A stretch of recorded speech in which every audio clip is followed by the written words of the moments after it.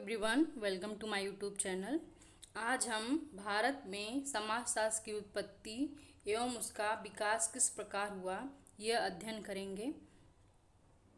तो सबसे पहले बात हम करते हैं समाजशास्त्र की। तो समाजशास्त्र जो वर्ड है ये सबसे पहले 1838 में समाजशास्त्र के जनक ऑगस्ट कॉम्टे द्वारा दिया गया था। समाजशास्त्र जो वर्ड है इसको दो भागों में बांटा गया है, सोशियोलॉजी, सोशियस प्लस लोगोस। सोशियस जो वर्ड है वो लैटिन भाषा का वर्ड है और जो लोगोस है वो ग्रीक भाषा का वर्ड है। शॉर्टकट में इसे एलजी भी कह सकते हैं। तो अब ये देखते हैं कि कौन सी परिस्थितियां थीं जब जिससे समाज में समाजशास्त्र का जन्म हुआ। ऐसी कौन सी परिस्थितियां थीं जिसके कारण समाजशास्त्र विषय का विकास हुआ। तो सबसे पहले हम बात करते हैं यूरोप में समाजशास्त्र का विकास किस प्रकार हुआ। तो यूरोप में पुनर्जागरण काल आया। उस समय दो ऐसी ऐतिहासिक गतिविधियां थीं जो समाजशास्त्र की उत्पत्ति में महत्वपूर्ण भूमिका का निर्वाह करती हैं। तो इसमें पहला ये था औद्योगिक क्रांति। उस समय यूरोपीय समाज में औद्योगिक क्रांति हुई थी, यानी कि जो भी कार्य थे पहले हम लोगों के श्रम के द्वारा करते थे, अब उनका स्थान मशीनों ने ले लिया था, जिससे कि सामाजिक व्यवस्था में परिवर्तन होने लगा था। दूसरा मेन कारण था रूस की क्रांति। उस समय यूरोप में तीन प्रकार की व्यवस्थाएं थी मेनली। वो ये थी कि वहाँ पे पोप का साम्राज्य था, दूसरा राजतंत्र की व्यवस्था थी और तीसरी सामंतवादी व्यवस्था थी, जिससे वहाँ की समाज की जो आम जनता थी उनका शोषण किया जाता था। सामंतवादी व्यवस्था में जो सामंत थे उनके पास किसानों की जमीन का अधिकांश भाग उनके पास होता था, जिससे वो किसानों पर अत्याचार करते थे, उनका शोषण करते थे। दूसरा ये था कि जो पोप की व्यवस्था थी, यानी कि जो पादरी थी वही निर्धारित करते थे कि समाज में क्या सही है क्या गलत, लोगों को किस प्रकार के कार्य करने चाहिए, किस प्रकार का व्यवहार करना चाहिए। यानी कि व्यक्ति जो था वो स्वतंत्र नहीं था, वो उसे कोई न कोई रन कर रहा था। तीसरा ये था कि वहाँ पे राजतंत्र की व्यवस्था थी, यानी कि राजाओं का शासन था, वो अपने वंशानुक्रम में चलते रहते थे और जिससे कि आम जनता का कोई मूल्य नहीं था वहाँ पे। इस संदर्भ में एक बहुत इम्पोर्टेंट कथन था कि वहाँ की महारानी ने कहा था कि अगर आपको खाने के लिए रोटी नहीं है तो ब्रेड खा लीजिए। इस कथन से ही पता चलता है कि वहाँ के राजाओं को आम लोगों की किस प्रकार की चिंता थी। तो ये जो कारण थे जिससे समाजशास्त्र का जन्म हुआ। इससे इन दो क्रांतियों से उस समय यूरोप की जो सामाजिक व्यवस्था थी वह अस्त व्यस्त हो गई। इसको ऑगस्ट कॉम्टे ने सोचा कि इस समाज का व्यवस्थित क्रम में अध्ययन किया जाए। इस कारण से उन्होंने समाजशास्त्र विषय का विकास किया 1838 में। समाजशास्त्र का विकास हो गया। इसके बाद हम देखते हैं कि भारत में एक समाजशास्त्र का विकास किन किन चरणों से होके गया। तो प्रारंभ में जो समाजशास्त्र विषय था वो स्वतंत्र रूप से नहीं पढ़ाया जाता था, वो अन्य विषयों के उप विषय के रूप में पढ़ाया जाता था, जैसे कि इकोनॉमिक्स, सिविक्स, इन सब सब्जेक्ट के साथ समाज का अध्ययन किया जाता था। लेकिन स्वतंत्र रूप से समाज की व्यवस्थित अध्ययन समाजशास्त्र विषय के अंतर्गत नहीं किया जाता था। तो इससे हम कह सकते हैं, लेकिन ये हम नहीं कह सकते कि समाज का विकास अभी हाल ही के वर्षों में हुआ है, क्योंकि समाज का विकास तब से है जब से कि मानव का अस्तित्व है। प्राचीन समय में भी मानव जब से है वो उसने किसी न किसी रूप में समाज भी अस्तित्व में रहा है। इस संदर्भ में रॉबर्ट बी स्ट्रीट का कथन है कि विषय के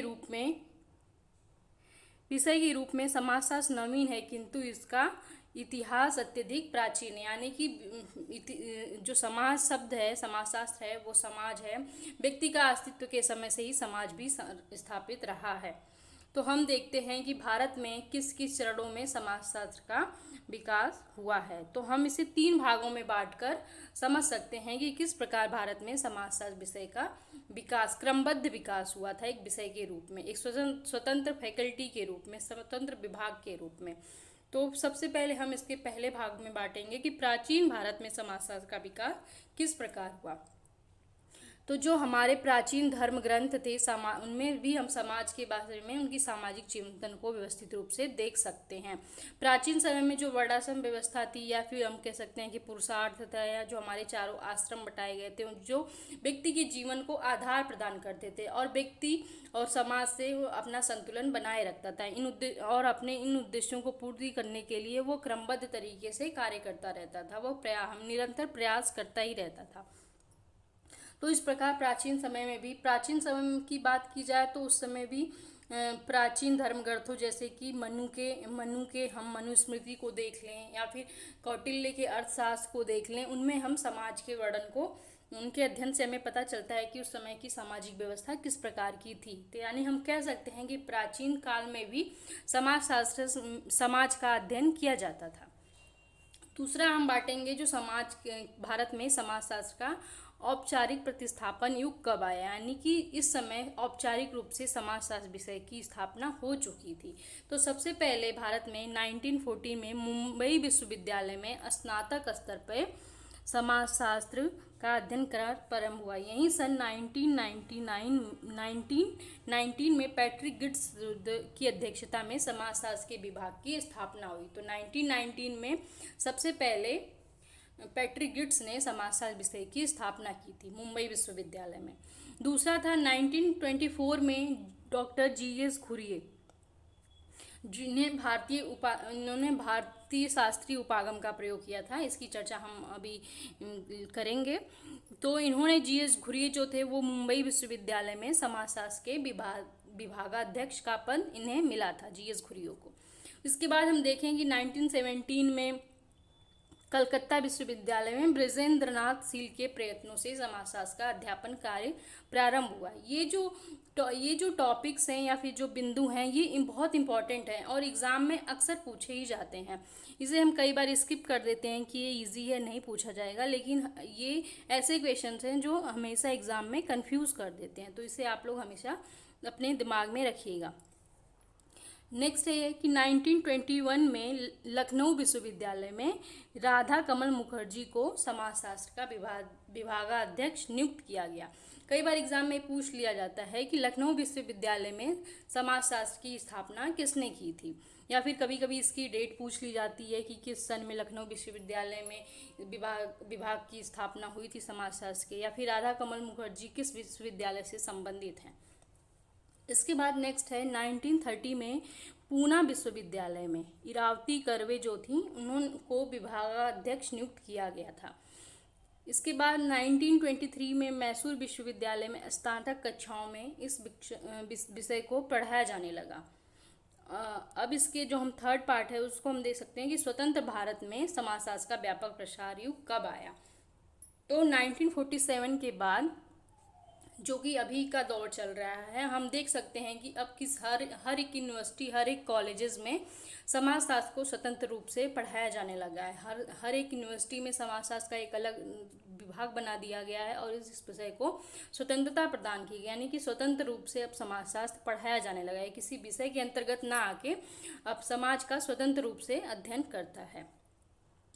अब हम देखते हैं कि जो जीएस घुरिये हैं, इन्हें फादर ऑफ इंडियन सोशियोलॉजी भी कहा जाता है, यानी कि भारत में समाजशास्त्र की स्थापना में ज़्यादातर महत्वपूर्ण कार्य किसका था, वो थे जीएस घुरिये। इनका जन्म हुआ था 1893 में और इनका जो शोध विषय था उसका नाम था एथनिक थ्योरी ऑफ कास्ट, जाति का प्रजातीय सिद्धांत।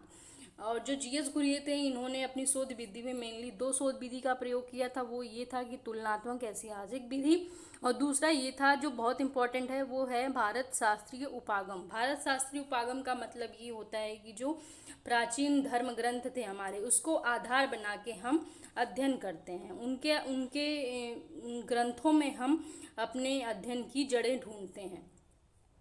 नेक्स्ट बिंदु ये है कि जीएस घुरिये ने सोशियोलॉजिकल बुलेटिन 1952 में पत्रिका का प्रकाशन किया। ये भी एग्जाम में कई बार पूछा गया है कि सोशियोलॉजिकल बुलेटिन जो पत्रिका है वो किसकी है, या फिर कभी कभी इसकी डेट भी पूछ ली जाती है।